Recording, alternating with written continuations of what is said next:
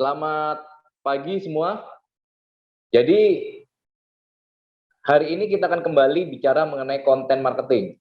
Jadi konten marketing ini sangatlah berguna apabila kita mau berbisnis atau kita mau melakukan yang namanya personal branding. Nah, jadi konten marketing ini menurut saya sekarang bukan opsional sih. Jadi ini adalah suatu keharusan bagi Anda yang memang ingin serius membranding diri Anda, membranding bisnis Anda, itu adalah sebuah keharusan. Oke, next. Nah, mengapa kita harus memperkuat konten marketing kita di sosial media? Jadi memang saya sangat concern dalam terakhir-terakhir ini mengenai sosial media. Karena sosial media ini sudah merupakan sebuah media yang sangat penting bagi kehidupan kita sebagai manusia. Maka dari itu, saya akan terus berbicara mengenai konten marketing, terutama melalui sosial media. Next. Nah, karena kenapa?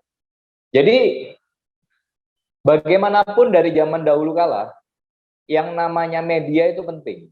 Cuma definisinya yang sudah berbeda. Kalau dahulu yang namanya media itu seperti koran, seperti TV, di mana dahulu itu tidak semua orang itu bisa mempunyai yang namanya media. Harus punya duit. Seperti kita tahu bahwa kalau di Surabaya, di Jawa, Jawa Timur itu ada koran Jawa Pos, di mana penting. Jadi ada perusahaan mau pasang iklan ya di koran ya Jawa Pos ya kan. Kalau Jakarta mungkin Kompas. Nah, juga televisi. Nah, jadi media konvensional itu dahulu kala biasanya raja media itu adalah orang-orang yang berduit. Nah, tetapi saya dengar terakhir dalam 3, 4, 5 tahun terakhir yang namanya media konvensional ini sedikit demi sedikit sudah mulai tergantikan oleh yang namanya sosial media. Baik itu Facebook, Instagram, YouTube, terakhir TikTok, ya kan? Ada lagi macam-macam ya. Nah, mereka ini sosial media ini yang lambat laun akan mereplace yang namanya media konven. Nah, hebatnya media seperti sosmed ini, itu bisa dimiliki oleh semua orang. Dan hebatnya lagi, murah dan gratis. Maka dari itu, saya akan secara berkala untuk terus memberikan update, terus memberikan inovasi kepada Anda untuk bisa menjadi luar biasa di dalam sosial media marketing atau digital marketing ini. Oke, next. Nah, jadi kalau Anda memang betul-betul kuat di dalam membangun yang namanya media tersebut, jadi artinya semakin banyak follower di dalam istilahnya Instagram misalnya. Terus kemudian kalau di YouTube subscriber, ya kan? Semakin banyak follower, maka semakin mudah untuk branding diri Anda. Jadi kalau Anda memang ingin serius di dalam membangun sosial media, itu Anda betul-betul harus mulai serius menggarap yang namanya media sosial ini. Jadi perhatikan, punya target di dalam berapa banyak follower yang bisa Anda dapatkan setiap waktunya. Jadi kalau misalnya follower Anda hanya 100 atau bahkan kurang dari 100, artinya media Anda ini sangat lemah. Jadi yang idealnya, kalau memang Anda betul-betul punya yang namanya sosial media yang kuat, minim-minim lah Anda punya minimal 1000 follower. Syukur-syukur bisa lebih dari itu. Nah, jadi dengan adanya branding tersebut, itu nanti akan muncul yang namanya trust, kepercayaan dari orang-orang yang akan berbisnis dengan Anda. Nah, terus kenapa kita perlu branding? Jadi branding yang baik dapat menimbulkan trust dari klien kepada kita. Klien akan mudah mempercayakan semua transaksi properti mereka.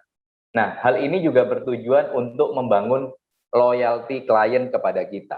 Jadi kita membangun brand. Andi Suanda adalah sebuah brand. Ya kan? Nah, jadi Anda juga harus membangun brand nama Anda sendiri. Jadi orang akan nanti akhirnya tahu, oh, si A, si B, si C ini adalah orang-orang yang hebat di dunia properti. Oke, next. Nah, jadi di dalam membuat sebuah sosial media, Anda harus tentukan yang namanya target market. Target market Anda itu siapa? Nah, karena kalau Anda tidak jelas target market Anda siapa, akhirnya akan mempengaruhi semuanya. Jadi banyak juga kadang yang orang membangun sosial media atau membangun media, target marketnya nggak jelas. Jadi contoh nih YouTube, ya kan? Saya terakhir-terakhir memang banyak bermain YouTube. Nah, ada orang membangun channel YouTube, tetapi nggak jelas target marketnya siapa. Jadi isinya mulai dari kuliner ada, terus kemudian jalan-jalan ada, terus kemudian edukasi ada, terus kemudian apa itu masalah-masalah politik ada, jadi campur aduk. Jadi akhirnya apa? Target marketnya tidak jelas. Nah, maka dari itu, kalau Anda membangun yang namanya sosial media ini, perlu Anda tentukan dulu siapa target marketnya. Oke, kalau misalnya kita sebagai agent properti, siapa sih target market kita? Oke, yang pertama adalah orang yang mau menjual properti mereka atau membeli properti atau menyewakan properti. Itu adalah target utama Anda. Atau misalnya Anda yang memang mulai ingin merekrut. Nah, berarti target market Anda adalah orang-orang yang bisa bergabung sebagai agent properti di kantor Anda. Nah, maka dari itu kalau Anda sudah tahu target market Anda, maka Anda bisa membuat konten yang menarik. Konten apa yang menarik bagi follower Anda, bagi pengikut Anda? Menarik enggak konten yang Anda bikin? Nah, selain Anda juga branding diri Anda. Nah, jadi memasarkan barang akan lebih mudah karena kita sudah memiliki target market sendiri.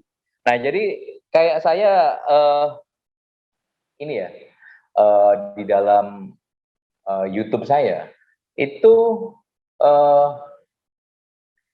selama ini branding dari YouTube saya itu memang untuk agent properti, edukasi agent properti. Jadi kalau memang saya membuat sebuah konten untuk agent properti, itu memang yang view-nya banyak. Tetapi pada saat saya kapan hari sempat iseng-iseng nyoba topik beda untuk mengenai COVID, kesehatan, ya kan, itu view-nya nggak banyak. Nah, jadi target market Anda ini harus Anda tentukan dan Anda harus konsisten membangun yang namanya konten yang sesuai dengan target market Anda. Jadi kalau memang target market Anda adalah klien properti, Anda harus bikin konten-konten yang menarik buat mereka. Jadi bagaimana cara menjual rumah, bagaimana cara menata rumah sehingga menarik bagi pembeli pada saat viewing. Misalnya, konten-konten seperti itu yang Anda harus bikin. Oke, next. Nah, jadi di sini juga saya bilang mengenai kategori media sosial media yang berkembang. Oke, next.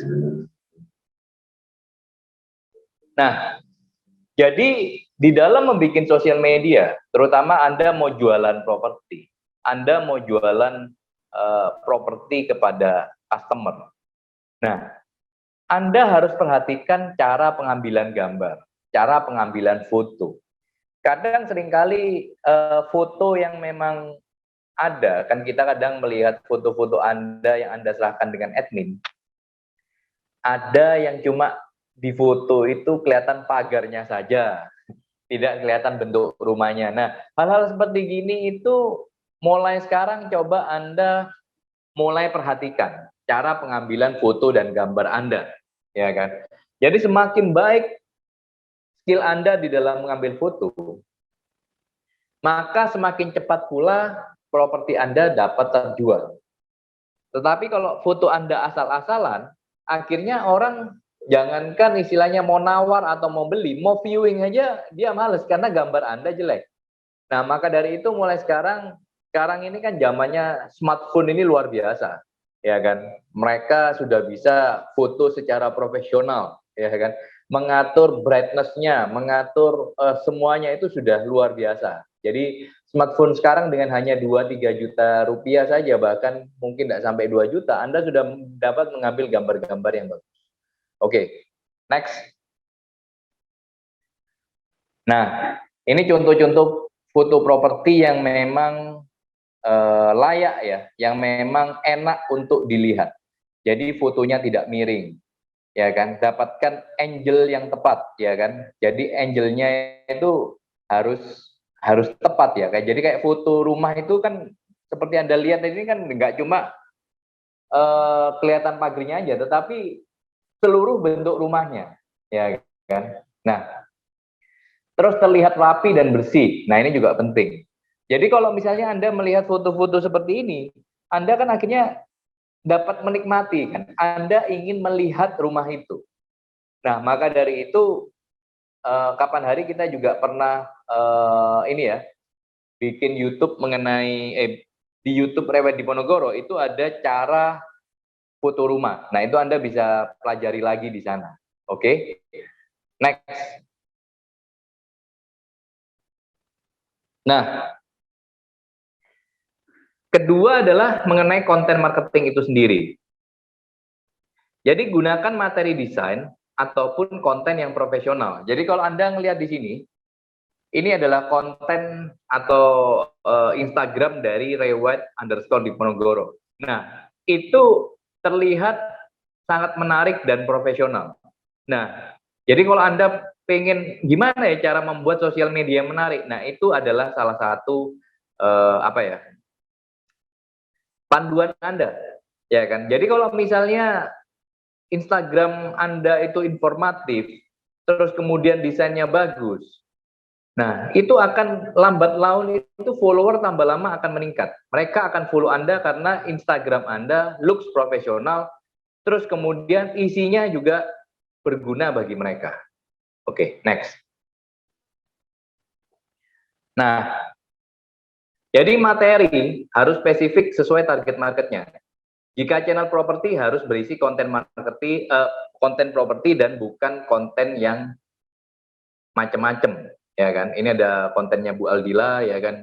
Semuanya mengenai properti. Jadi jangan dicampur. Kadang itu ada agent itu yang dia makan di foto masukkan Instagram.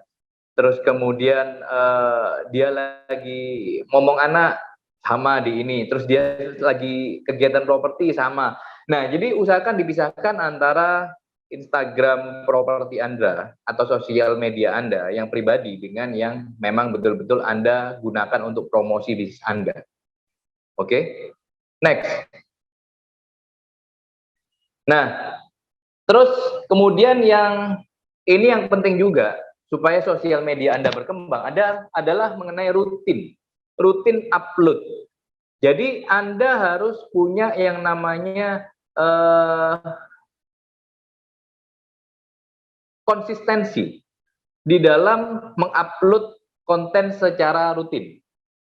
Nah, jadi konten-konten itu Anda usahakan dalam 1 minggu, coba misalnya minimal lah 1 minggu Anda bisa upload 2-3 konten di dalam sosial media Anda. Itu Anda harus lakukan. Syukur-syukur kalau Anda bisa setiap hari upload, ya kan? Nah cuma perlu diperhatikan di dalam mengupload sebuah konten itu ada 2 hal. Yang pertama adalah konten-konten yang sifatnya soft selling. Soft selling itu seperti gini. Misalnya Anda edukasi follower Anda, misalnya, oke, bagaimana cara menghias rumah yang baik, contoh. Bagaimana cara apply KPR supaya disetujui. Nah, ini konten-konten yang sifatnya soft selling. Nah, Terus juga ada konten-konten yang sifatnya hard selling. Hard selling itu artinya Anda upload dagangan Anda, itu sifatnya hard selling. Nah, jadi kalau secara proporsional, harusnya yang sifatnya hard selling itu cuma 30% saja. Yang 70% itu adalah yang soft selling. Nah, kebanyakan orang itu kebalik. Yang hard sellingnya 70%, yang soft sellingnya itu hanya 30%. Atau bahkan soft sellingnya mungkin hanya 10% atau tidak ada. Nah, ini akhirnya membuat sosial media Anda itu nggak menarik buat mereka, buat follower Anda. Jadi bayangkan saja kalau misalnya Anda foto dagangan Anda semua, terus kemudian ditambah lagi fotonya juga jelek-jelek, desainnya jelek-jelek, terus Anda uploadnya satu hari itu 10 listing di dalam sosial media Anda. Saya dulu pernah saya follow agent properti, bukan dari tempat kita ya, dari agent lain. Jadi satu hari itu upload itu sampai 20 listing. Dan jelek-jelek semua isinya. Dan akhirnya apa yang terjadi? Saya unfollow. Karena nggak menarik. Ya kan sudah, ya mungkin kalau misalnya foto-foto propertinya menarik, mungkin saya masih stay. Sudah jelek, desainnya jelek, ya kan. Terus fotonya hard selling semua, ya saya unfollow. Ya kan. Nah, jadi Anda harus belajar yang namanya soft selling ini, bagaimana membuat konten soft selling, ya kan. Jadi dengan Anda rutin upload menggunakan hashtag-hashtag yang benar, akhirnya akan menambah follower Anda. Oke?